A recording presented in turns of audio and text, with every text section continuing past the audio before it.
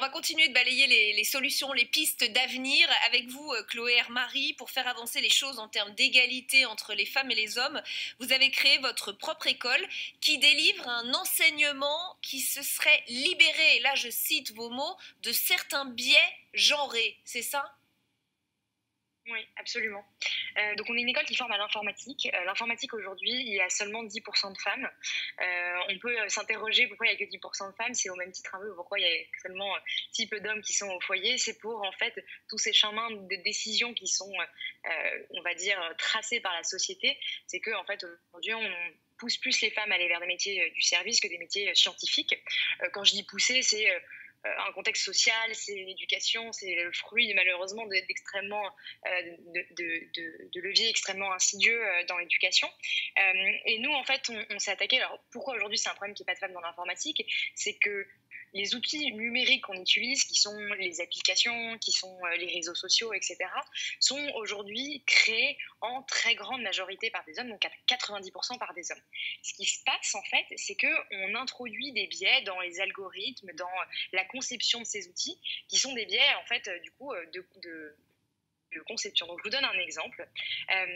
Sur une application de running, pour faire son jogging, on a des personnes qui ont pensé, en fait, quand on croise un autre jogger, on a la possibilité de voir le parcours que ce jogger a fait. Donc en fait, ce qui se passe, c'est que quand un jogger croise une joggeuse, il voit en fait l'intégralité de où elle est partie et de où est-ce qu'elle va rentrer, donc du coup, en fait, où elle habite. Ça, par exemple, c'est un biais de conception de probablement beaucoup d'hommes qui ne sont pas en fait projetés dans le fait que quand on est une femme et qu'on fait son jogging à 22h, on n'a pas du tout envie de savoir, on n'a pas envie que la personne qu'on croise sache où on va courir et où est-ce qu'on rentre chez soi. Donc l'idée en fait d'Adatech School, c'est de proposer une école, puisque l'éducation est toujours le berceau de toutes les inégalités, mais aussi dans le cadre professionnel, c'est une voie d'accès à des métiers, de proposer une école qui arrive à déconstruire les biais d'orientation pour les femmes, de les former dans un environnement dans lequel elles se sentent bien. Je pense qu'on parlait tout à l'heure justement de culture avec Nicolas. Donc l'idée, c'est de créer un environnement dans lequel elles se sentent à l'aise, légitimes, et puis ensuite de travailler avec des entreprises qui sont engagées aussi en ce sens. Chloé Hermary, vous avez fait une grande école de commerce. Est-ce que vous avez subi le sexisme, des inégalités hommes-femmes? Est-ce qu'on ne vous a pas toujours pris au sérieux? Là, aujourd'hui, vous êtes chef d'entreprise. Est-ce que vous sentez qu'on ne vous prend pas au sérieux parce que vous êtes une femme? Est-ce que vous le vivez encore aujourd'hui, ça? Moi, à titre personnel, j'étais un peu garçon manqué. Je me disais, quand on veut, on peut, un peu naïvement quand j'étais petite. Donc, j'ai eu un parcours assez classique de classe préparatoire, puis de grande école. Et vraiment, dans ma tête, quand on veut, on peut. En fait, plus j'ai grandi, plus j'ai été exposée à nouveau, c'est insidieux. C'est la façon dont on s'adresse à vous quand vous rentrez dans une pièce, par exemple, dans un rendez-vous investisseur. C'est la façon qu'on a de vous prendre au sérieux. C'est les questions qu'on vous pose aussi sur votre entreprise. C'est toujours est-ce que vous avez les épaules? Est-ce que c'est toujours plus mis en doute sur votre capacité à faire plutôt que véritablement votre entreprise et vos chiffres. Et évidemment, et puis après, moi, les grandes écoles sont des milieux quand même assez aujourd'hui connus pour des comportements machos. Donc culturellement, c'était un milieu quand même où il y avait une culture machiste assez présente. Puis après, moi, j'ai bossé en finance, donc là également, j'y étais assez exposée. Thomas Dossus, on voit que Chloé incarne une nouvelle génération qui peut-être va faire changer les choses, mais on découvre avec elle qu'effectivement, des technologies sont mises en place par des hommes et pour des hommes et ne tiennent pas compte des femmes. Alors là, c'est carrément structurel. Bien sûr, mais il n'y a pas que les technologies, il y a des biais partout et on doit apprendre à les déconstruire, à les regarder. Il faut regarder ça en face déjà. Il y a des biais, nous, par exemple, quand on prend des décisions politiques, il y a forcément des biais et comme on est dans un monde qui est en train de changer, mais qui est aussi un monde dominé par les hommes, où on prend des décisions parfois là-dessus. Et je vais prendre un exemple. À Lyon, on est en train de mettre en place, la municipalité est en train de mettre en place un budget sensible au genre. C'est-à-dire que sur chaque dépense, on va regarder si elle profite d'abord aux femmes ou aux hommes ou à personne neutre. Donc on va regarder un peu à qui vont les subventions qu'on attribue. C'est juste à regarder où va l'argent. C'est important, c'est nous qui le distribuons. Est-ce qu'on privilégie d'abord un genre par rapport à un autre? Et puis après, on peut se doter d'outils. Les entreprises peuvent se doter d'outils. Il y a un label il y a des labels, il y a un label AFNOR comme une norme qui peut permettre de donner des outils de management, qui peuvent permettre de regarder autrement le management, la RH, etc., pour faire avancer l'égalité femmes-hommes, et puis pour arrêter de regarder la société comme on la regardait il y a 30 ou 40 ans.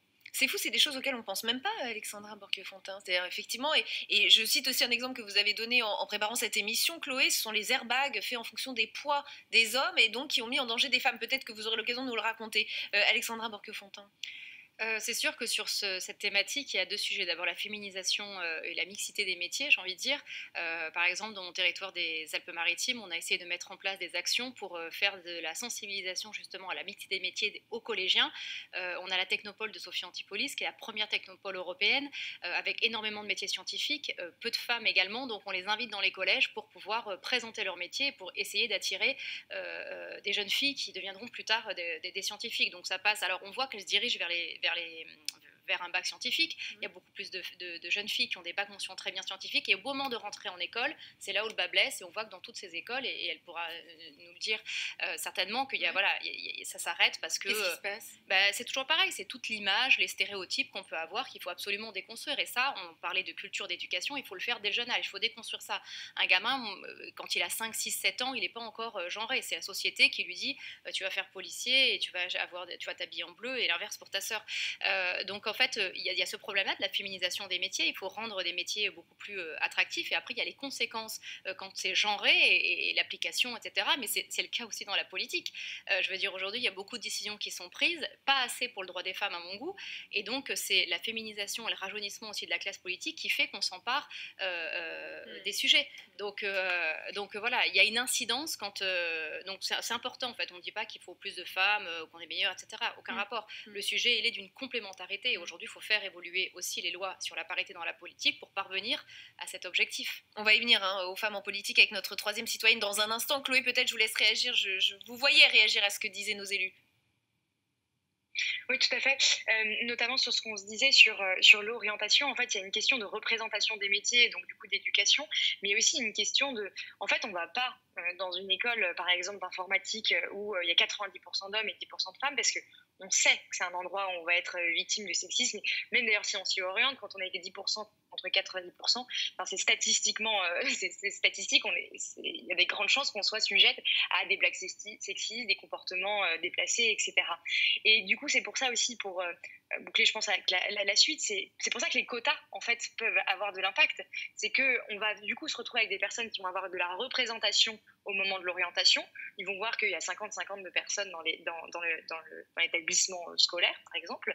Et puis ensuite, quand cette personne, enfin les femmes par exemple, elles seront moins exposées avec cette situation de très grande minorité, et donc du coup moins exposées à des comportements sexistes, etc. Donc je pense que ça reboucle avec la suite, mais c'est là où les quotas ont... Justement, les quotas, vous faites bien d'avoir des sujets en une seconde. Oui, non, les quotas? Oui, il faut absolument y passer. Personne n'aime les quotas parce qu'il y a le caractère obligatoire, mais dans la politique ou par exemple dans les conseils d'administration des entreprises du CAC 40, avec la loi Copé-Zimmermann, s'il n'y a pas de quotas, c'est pas respecté. Donc malheureusement, on le vérifie tous les jours. D'accord, c'est ce qui a fait bouger la politique. Exactement, et il faut la faire encore évoluer parce que notamment dans les comités de communes et de PCI où il n'y a pas de parité, c'est un gros problème.